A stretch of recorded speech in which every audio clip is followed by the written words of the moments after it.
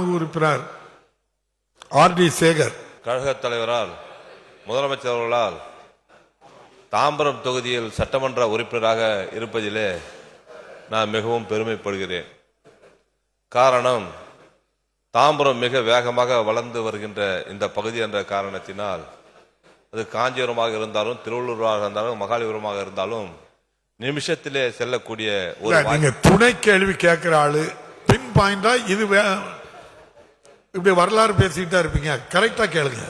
இல்ல, டெல்லிக்கு போறதா இருந்தாலும் சரி, திருநெல்வேலி போறதாக இருந்தாலும் சரி, நிமிடத்திலே செல்லக்கூடிய மணியிலே செல்லக்கூடிய சுற்று வட்டார சாலைகள்லாம் வேகமாக வளர்ந்து போடப்பட்டிருக்கின்றது.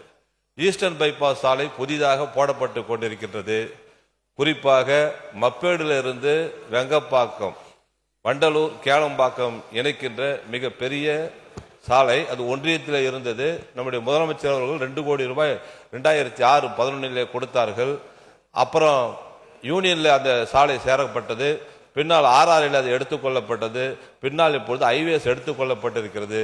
அதை 2 வழி சாலையாக போட்டால் அந்த பகுதி மக்களுக்கு, பள்ளிக்கு செல்வோர்களுக்கு மிக பெரிய பலனாக இருக்கும். இந்த ஒரே ஒரு குறைதான் தாம்பரத்திலே இப்போது இருக்கிறது.